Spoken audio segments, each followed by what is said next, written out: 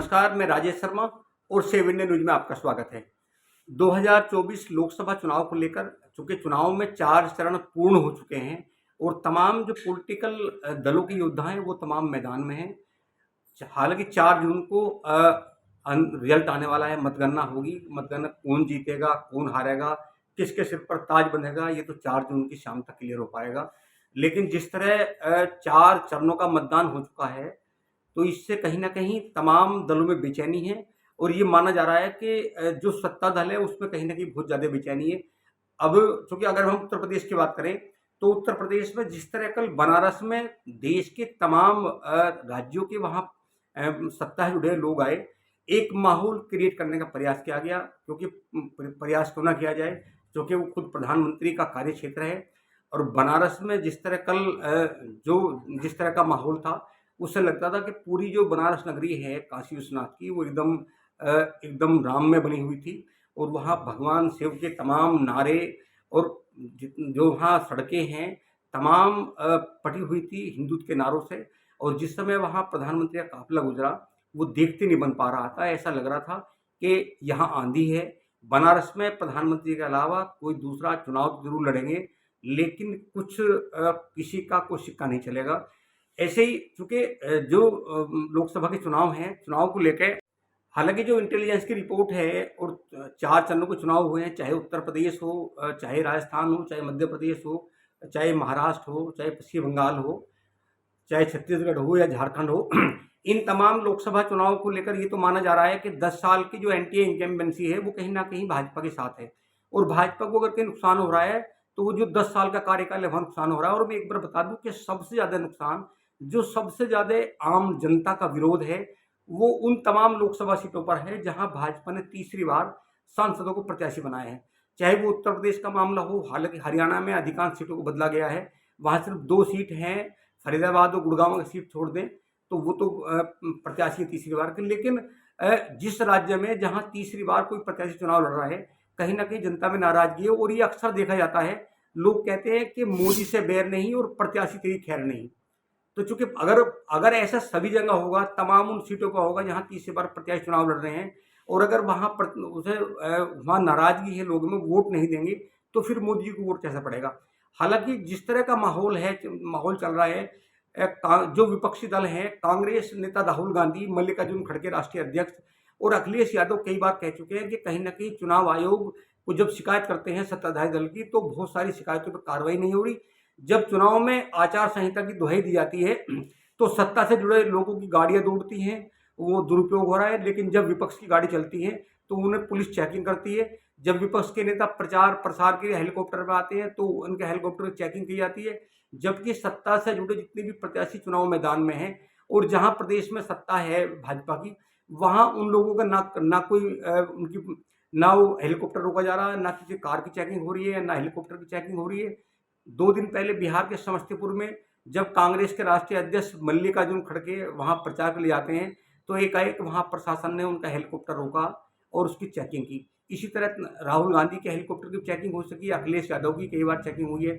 मल्लिकार्जुन खड़गे चूंकि सबसे ज्यादा शिकायत वो चुनाव आयोग को कर रहे हैं, अलग अलग राज्यों की, और सेंट्रलाइज शिकायत हो रही है, तमाम जो विपक्ष दल के लोग वो शिकायत कर रहे हैं।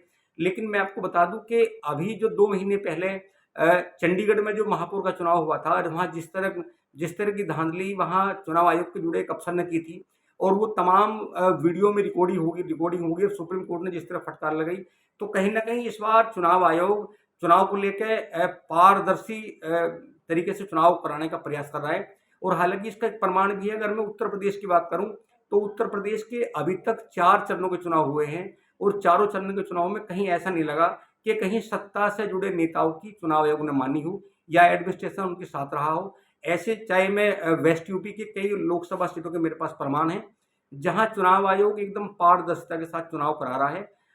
विपक्ष और सत्ता दोनों के बीच में चुनाव आयोग है। सत्ता से जुड़े लोग कई बार हमने कहते सुने हैं कि यहाँ पुलिस प्रशासन ने उनका सहयोग नहीं किया, लेकिन कहीं ना कहीं गड़बड़ी करने का प्रयास सत्ता पक्ष द्वारा किया गया, इसलिए चुनाव आयोग ने रोक दिया, उनकी सहायता नहीं की। चुनाव आयोग चूंकि जो एडमिनिस्ट्रेशन है, पुलिस प्रशासन है, वो इसमें बीच में खड़ा हुआ है, उसके लिए सत्ता और विपक्ष एक जैसे हैं। ये बात अलग है कि जो भाजपा के वरिष्ठ नेता हैं, सत्ता से जुड़े हुए हैं, उनकी जरूर लोकल लेवल पर जो एडमिनिस्ट्रेशन है कहीं ना कहीं उनका ये पक्ष जरूर कर रहे हैं कि उनकी 10-10, 20-20 गाड़ी चलती है, उनकी चेकिंग नहीं होती, विपक्ष के लोगों की लगातार गाड़ी चेकिंग हो रही है। हालांकि इन सब के बीच विपक्ष ने एक नया पैगाम दिया है और जहां जहां लोकसभा चुनाव संपन्न हुए हैं वहां राहुल गांधी और अखिलेश यादव, इन्होंने जो इनकी एक अधिवक्ताओं की टीम है तमाम लोकसभा में तमाम जिलों में एक आदेश जारी किया है। जो अधिवक्ताओं की टीम है, अधिवक्ताओं की टीम के साथ में लगातार बूथ जो बूथ पे बैठे हुए थे, जो बूथ के एजेंट थे, उनको पहले से बता दिया गया कि जब शाम को जब मतदान बंद होगा तो उनके पास में मशीनों के फोटो हैं, मशीनों के नंबर हैं, उनका फोटो उनके पास है। जो वहाँ पीठासीन अधिकारी द्वारा बताया गया कि आज फला बूथ पर कितना मतदान हुआ, यहाँ कितनी वोट थी, कितनी वोट पड़ी और किस किस समय में कितने प्रतिशत मतदान हुआ, वो तमाम डाटा लेने के लिए कहा गया और तमाम बूथ एजेंट ने वो सब डाटा ले लिया है। वो तमाम डाटा जो विपक्षी दलों के जो अधिवक्ता संघ है, जो अधिवक्ताओं की कमेटी है, उन सबको दे दिया गया ताकि मतगणना में किसी तरह की गड़बड़ी ना हो सके और मतगणना में वही नंबर आए जो नंबर फोटोग्राफी की है। तो इस बार विपक्षी दलों ने एक बड़ा काम किया है। जब मतदान हुआ तो मतदान के साथ साथ तमाम बूथ के जो एजेंट हैं उन्होंने मशीनों के नंबर की फोटो लिए हैं, नंबर की लिस्ट लिए कि मशीन का क्या नंबर है, उस मशीन पे सील किस अधिकारी ने की है और इस मशीन से दिन भर में कितने प्रतिशत मतदान हुआ, उस बूथ पर कितनी वोट थी, किस किस समय कितने प्रतिशत गिरी।